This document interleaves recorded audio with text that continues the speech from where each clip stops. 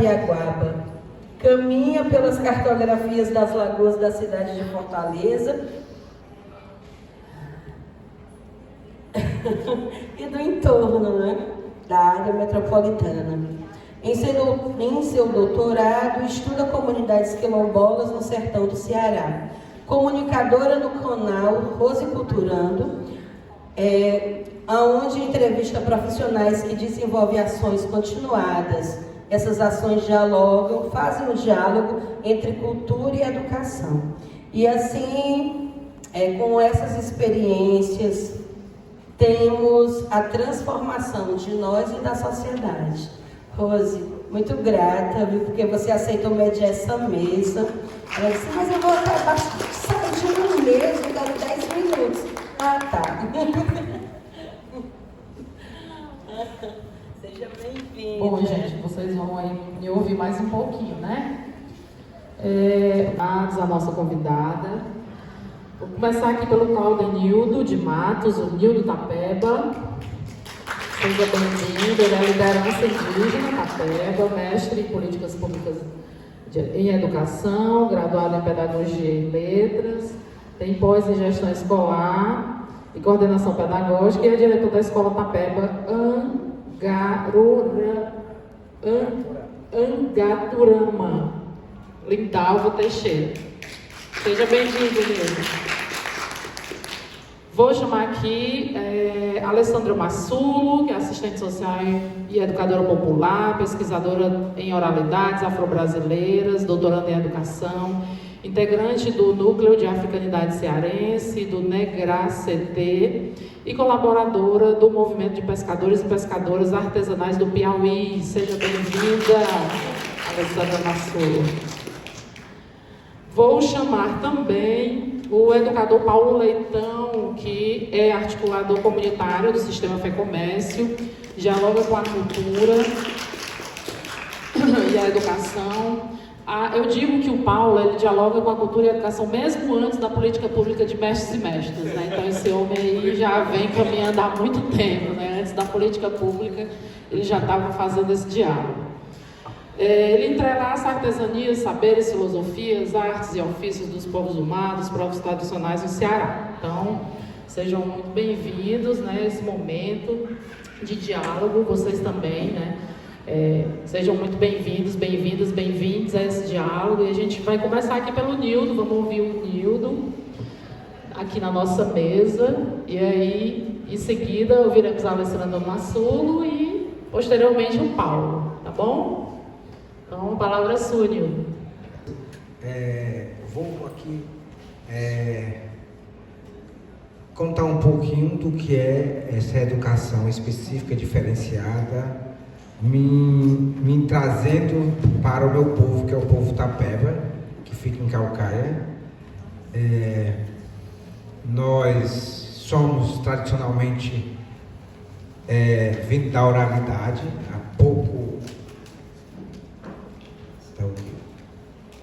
há pouco tempo, década de 80, né, que nós começamos a nos revelar novamente para a sociedade cearense que nós indígenas estávamos aqui, que não foi uma lei do Pombalina que nos extinguiu, não foi o genocídio em 1500 também que nos extinguiu. E aí a gente, a partir da década de 90, nós começamos a ressurgir. De que forma? Através da educação. Nós não tínhamos até aquele momento, aquele ano, escola propriamente dita nesse sistema que tem toda uma representatividade através do MEC, do Estado, dos municípios. Então, na década de 90, devido a um preconceito que não mudasse a nossa maneira de ser, uma escola que respeitasse a nossa maneira de ser, uma escola que ela respeitasse o que é ser índio, né? Qual a sua identidade, qual a sua cultura, o que de fato essa escola deveria ensinar para a gente. Aí hoje a gente tem uma escola que ela não apenas ensina a ler e escrever, mas ela revitaliza todo um processo de luta, de resistência que a gente tem hoje dentro do estado do Ceará e no Brasil essa resistência, né, que a gente tem de povos originários, né, que muita gente não reconhece. No meu município onde eu moro é Calcaia, mas tem pessoas que ainda, né, nós temos muitas escolas, mas tem pessoas que ainda nos discriminam, né, dizendo que não existe índio. É como se a população não indígena, né, ficasse parada no tempo, não, como se a cultura fosse algo parado, e a cultura é algo, né, dinâmico, né? Então a gente vai nessa, vamos dizer assim, vamos nessa busca do dia a dia. Aí o índio não pode, por eu sou índio, eu não posso estar usando um celular, por eu ser índio eu não posso tirar a habilitação, né? Ou seja, as outras pessoas, por não ser índia, elas podem evoluir, né? Ela pode acompanhar todo o processo dinâmico da cultura nacional e mundial, mas o índio, na cabeça da maioria dos brasileiros e de alguns do estado do Ceará, ele tem que estar ali parado, ele não pode avançar. É como se ele fosse assim, vamos que eu puder dizer, fosse um objeto, que esse objeto ele não tem vida, ele tem que ficar parado ali no tempo, né? E as escolas indígenas elas vieram para isso, para nos preparar, para preparar a juventude, preparar os jovens, as crianças, para dialogar, né, com essas pessoas, essa maneira de ser específico, diferenciado.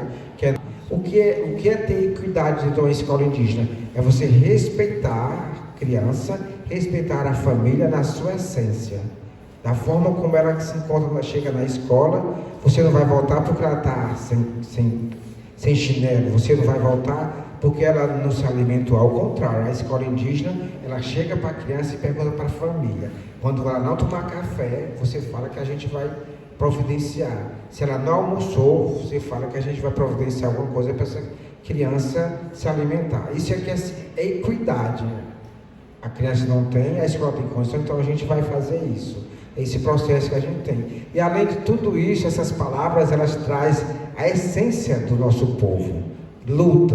Eu não estou aqui simplesmente por estar. Eu lutei muito para estar até aqui. Eu tive o apoio das minhas lideranças para chegar até aqui. Eu tive o apoio do meu pajé para chegar até aqui. Então essa luta é que faz a gente ser diferente. Pensar diferente. Ver o mundo por outra ótica. Quando você fala da antropologia social, você traz isso, né? A antropologia social, há algum tempo ela foi pensada por um pensamento europeu, eurocêntrico. E nós indígenas buscamos um pensamento antropológico totalmente diferente. É através de quem? Através da mata, através dos nossos rios, através da nossa terra-mãe, que a gente busca se encontrar e se envolver e compreender todo esse sistema que nos envolve. Que aí você vai falar, qual sistema? O próprio sistema da educação. Se nós estivermos preparados na nossa base, se nós não soubermos o que a gente quer do dia a dia, o que a gente quer passar dentro da sala de aula, a gente se perde. E vai dizer que esse sistema que aí está, que não respeita a minha maneira de ser, não respeita a maneira dos nossos quilombolas, não respeita a maneira dos nossos ribeirinhas, não respeita a maneira do agricultor viver e conviver dentro da sua comunidade, da sua escola, aí a gente vai estar num local onde a gente tem que repensar novamente. Esse sistema, ele é isso, como que eu posso te dizer? Ele é mesmo que usurpar, né? Que é usurpar a nossa entidade. Boa tarde, gente. Obrigada, Rose. Quero começar saudando a minha ancestralidade aqui presente, na pessoa de Nilda Tapeba e de Patrícia de Joquê. Quero saudar todas as pessoas aqui, saudar a Nê, saudar a Rose, saudar a Paula, então dizer a minha alegria de estar aqui compondo essa mesa, participando desse momento a convite de Patrícia. Muito obrigada, Patrícia. E a gente fica pensando o que é que a gente fala depois de escutar essa aula de Nildo, né?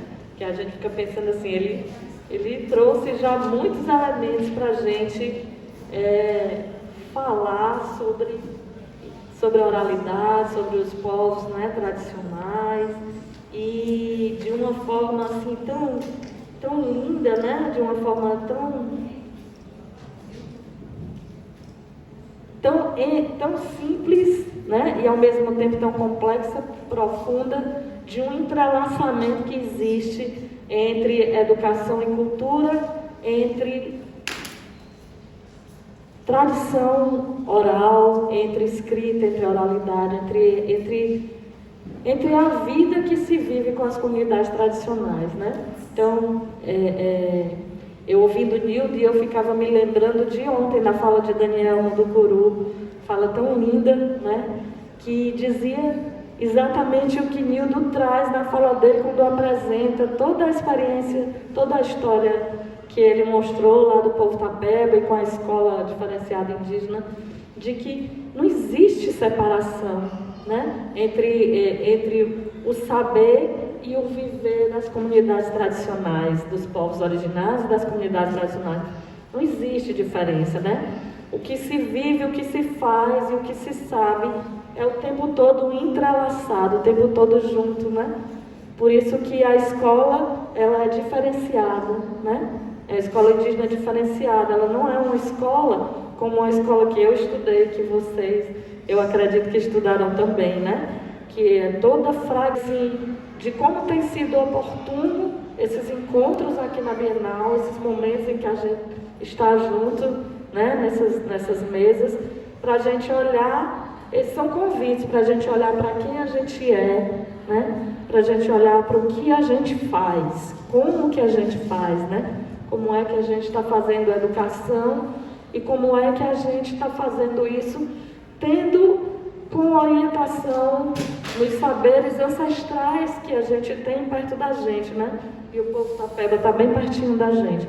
Eu tive a oportunidade de trabalhar, tive uma experiência com a comunidade Tapeba lá pelos anos 2000, né? Digo a comunidade, mas são as comunidades, né? Então, eu trabalhei com o povo da Peba quando a escola diferenciada indígena ainda estava começando a se materializar como uma realidade, né? E posso dizer que aprendi muito ali, como aprendi também anos depois com as comunidades tradicionais brincantes do coco, no Cariri, que foi onde eu fui estudar, né? Eu sou estudante da UFC, sou orientada de professora Sandra Petit, que estuda pedagogia, estuda oralidades e as culturas de matriz africana. Sou companheira de Patrícia, né, com muito orgulho. E eu aprendi isso com os tapés e aprendi também com as mulheres do coco da batateira, que foi meu mestrado, foi com Dona Edith, né? E com Sandra também. Eu disse ontem, né? Foi a mesma coisa que Dona Edith vinha dizendo quando eu ia para lá visitar, lá no Crato, e eu chegava lá, que conhece Dona Edith, sabe como ela é atenciosa, carinhosa, cuidadosa, e Dona Edith chamava, eu ia lá, eu toda estudante, né? Olha, eu toda estudante, né? E pós-graduação, né? Ia para lá. E eu, Dona Edith, eu queria conversar com o meu caderninho, minha caneta, queria vir conversar com a senhora. Não, minha filha, não, deixa esse caderno aí, vem aqui, vamos tomar um café. Já me levava para a cozinha para tomar um café. E era conversando e fazendo café, e a gente tomando café, e ela me contando as histórias. Eu tive agora, por ocasião do Artefatos da Cultura Negra, lá no Cariri, tive com ela. E tive com ela e com o João do Crato, que me levou até lá, né? E Dona Edith, da mesma forma, por que você... Eu cheguei de surpresa. E Dona Edith dizia, por que você não me avisou que aí eu tinha feito aquele chá, tinha feito uma jantinha, um peixinho que você gosta? E eu dizia que não precisava, né? E perguntava assim, Dona Edith, eu tenho visto... Dona Edith, para quem não conhece, ela é uma mestra, né? Eu estou falando do coco da batateira, lá do Crato, né? do Cariri cearense. Dona Edith é uma mestra mestra da cultura do estado do Ceará, e ela é mestra do coco da batateira. É um coco formado só por mulheres. É um coco que iniciou quando, na época, o programa de alfabetização de jovens e adultos ainda era como é o nome, gente? Ainda era o Mobral. E E Dona Dite é a articuladora do coco. O coco é formado por mulheres e são todas senhorinhas, né? Senhoras já com seus 70 anos ou mais. E Dona Dite também é mesinheira. Todas elas do coco são... Sala Iracema.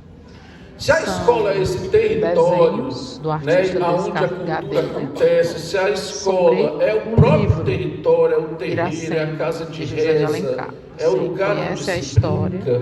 Então a gente pode perceber que ali também existem muitos saberes que se reformulam. Se tradição quer dizer transmissão, se aqui tem um emissor, alguém que está falando, alguém que está ali recebendo, um receptor, vamos pensar em linguagem, do artista Descartes é possível haver uma mensagem que saia daqui, que chegue ali igual como eu lancei daqui. A história. Não, porque a cultura é viva, ela é dinâmica, assim como os conteúdos e as formas de ensino e aprendizagem. E mais, a forma como cada um percebe é diferente.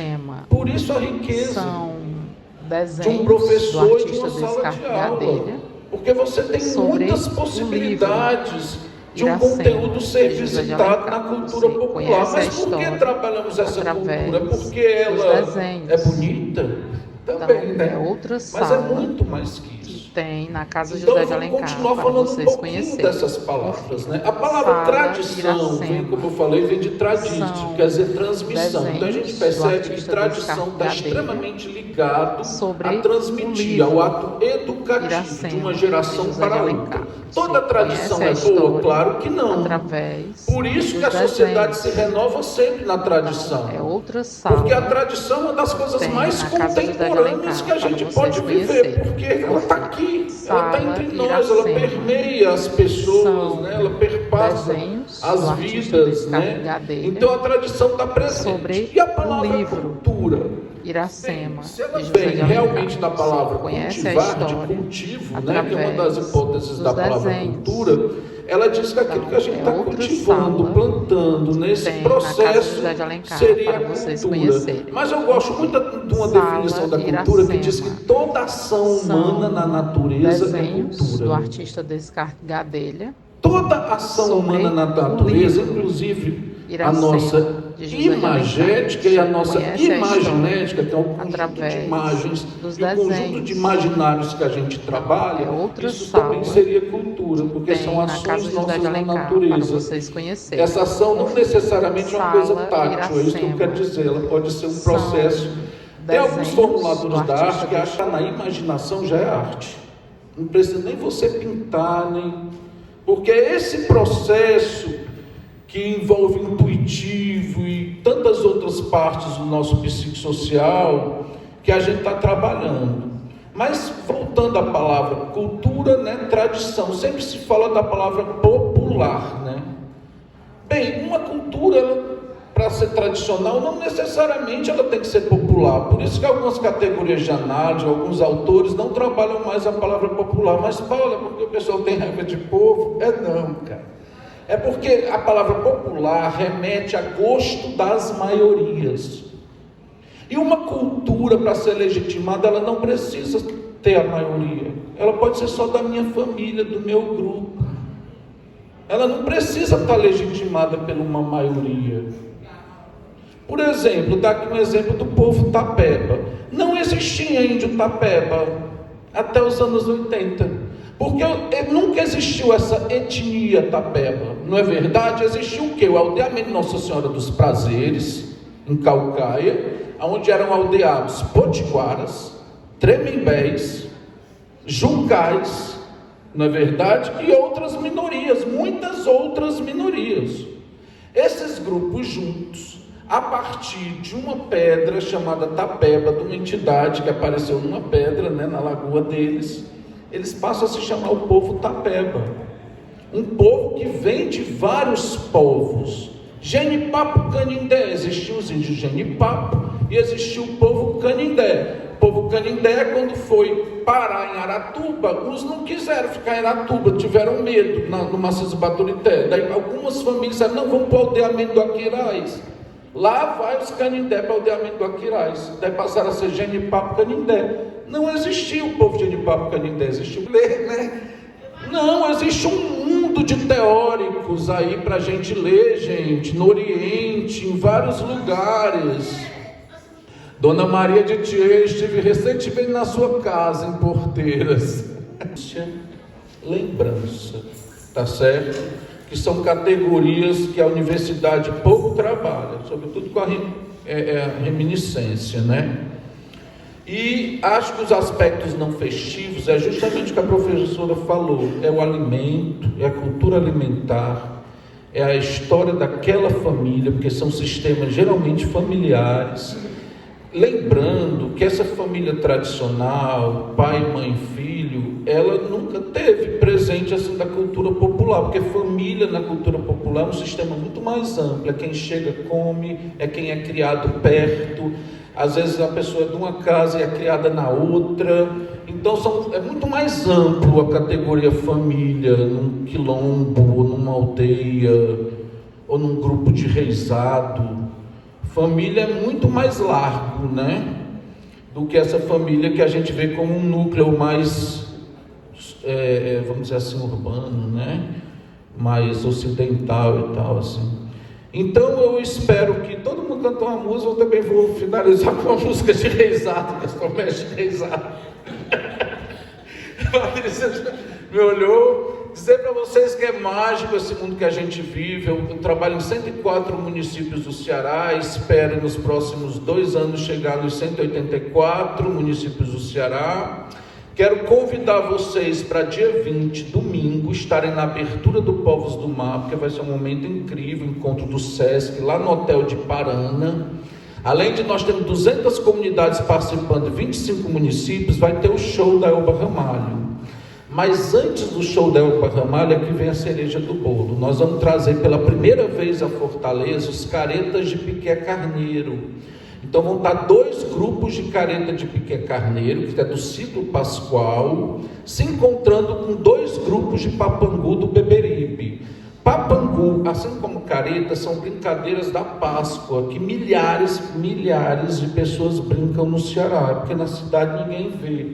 Mas se você for a Beberibe, você for a Piqué Carneiro, você for a Cedro, você for a Jardim no Cariri, você for a Iguatu, você fica realmente impressionado. Então a violência só gera realmente violência, assim como a gentileza só gerará gentileza, né?